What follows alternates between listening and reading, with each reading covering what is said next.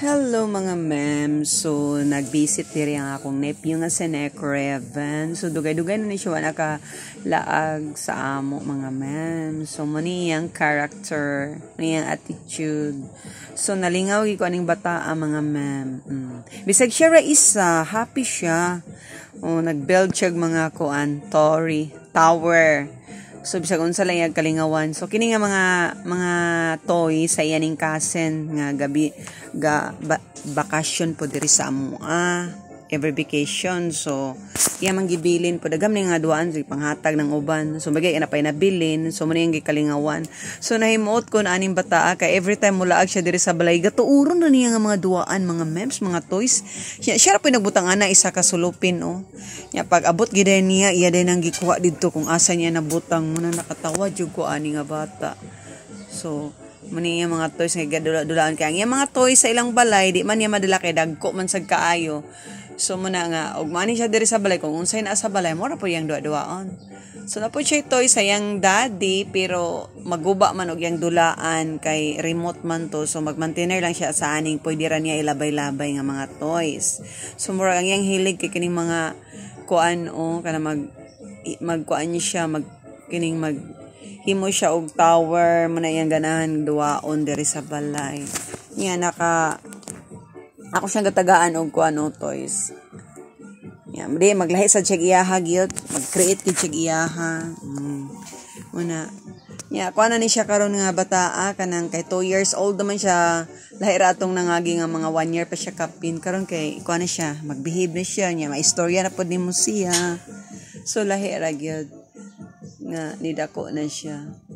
So muna siya nalingaw gid siya kuan file nya yer ba din kada nang kuanon tawgon kay nakakuan na siya.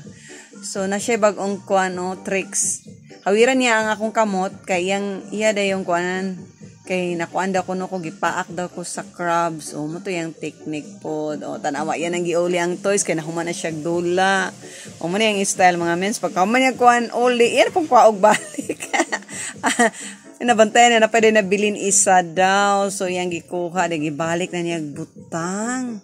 Diyan na butang sa tibista na mo, sa ilalom.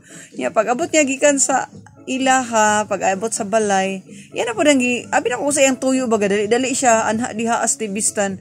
Sus, kay ka na rin kuan, ikubag mo yung gikuha, kay yan na pong gituod, yan dulaan, clap your hands, gitudluan gitya sa iyang daddy, o kuan, hipos. So, mamot ko ani human hipos, yan na pong bungkagon. Balik na po siya, og dula. Sagon saray, ikaw na ning bata. So, may na lang, kaya nalingaw sa taka. Wala na'y bata diri. Kaya nga pong mga kasin ani, lagyo man kaayo. Di man basta-basta makaani sa amo apod.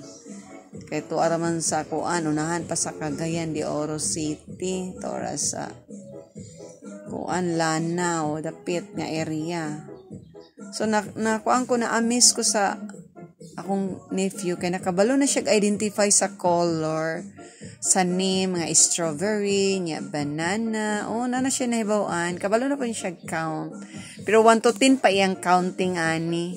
Pero kuanan sa akong sister, gitudluan og 11 up to 22 gusga. Hikuan in town, galisod in town og kuan litok kay 2 years old pa baya pod.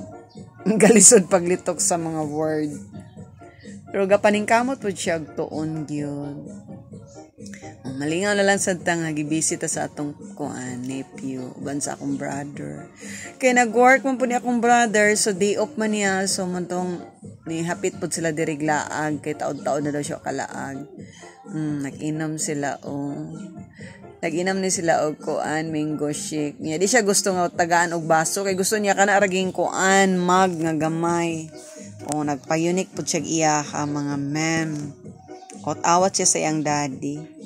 OMG. Magina ang mga bata, imitator gina. So, ato gin gayran og maayo. So, thank you for watching!